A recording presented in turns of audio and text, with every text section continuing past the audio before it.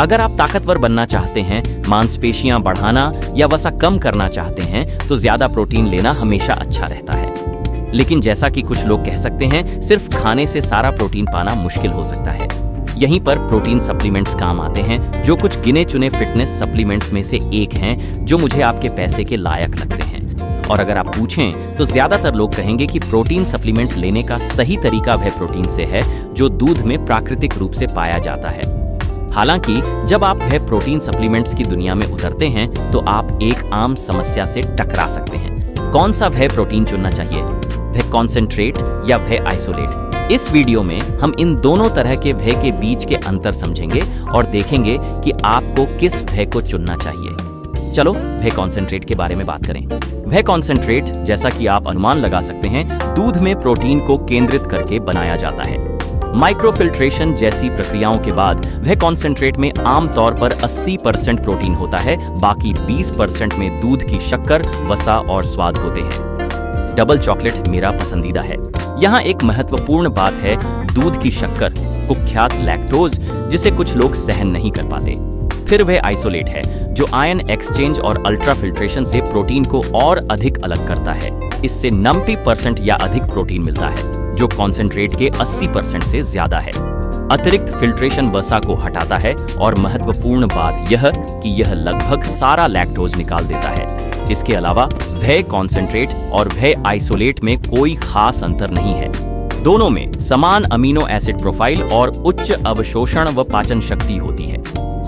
दोनों में सामान्य स्वास्थ्य के लिए अच्छे इम्यूनोग्लोबुलिन और लैक्टोफेरिन होते हैं। फिटनेस में दोनों व्यायाम रिकवरी में मदद करते हैं, बिना किसी श्रेष्ठता के।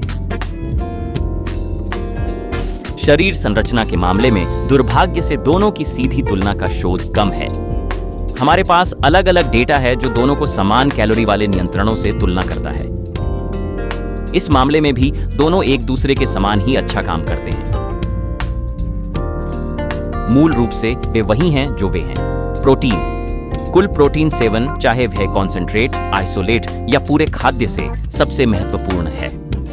2019 की एक समीक्षा में पाया गया कि वसा घटाने में वह कॉन्सेंट्रेट का उच्च हाथ था।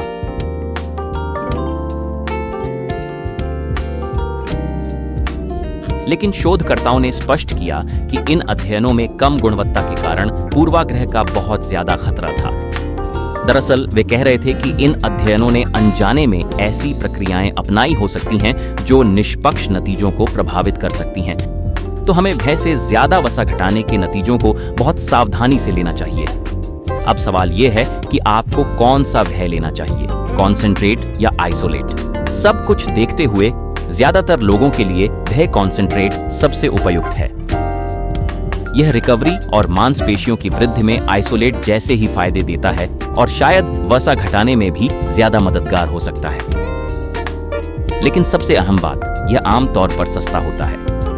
हालांकि कुछ मामलों में वह आइसोलेट ज्यादा फायदेमंद हो सकता है। याद रखें, वह आइसोलेट में लैक्टोज नहीं होता, जो लैक्टोज असहिष्णुता वालों के लिए बेहतर है। वह आइसोलेट में प्रति सर्विंग अधिक प्रोटीन होता है। एथलीटों के लिए जिन्हें प्रोटीन का सटीक हिसाब रखना है, वह आइसोलेट बेहतर विकल्प है। ध्यान रहे, इन छोटे अंतरों के लिए आपको थोड़ा अधिक खर्च करना होगा, बाकी सभी के लिए वह कॉन्सेंट्रेट ही काफी अच्छा रहेगा। कमेंट्स में बताएं कि आप वह कॉन्सेंट्रेट और आइसोलेट के बारे में क्या सोचते हैं। क्या आपका कोई व्यक्तिगत पसंदीदा है? अगर वीडियो पसंद आया तो इसे एक बड़ा लाइक करें और दोस्तों के साथ शेयर करें, और फिटनेस वीडियोस के लिए चैनल को सब्सक्राइब करें। देखने के लिए धन्यवाद और अपना प्रोटीन लेना न भूलें।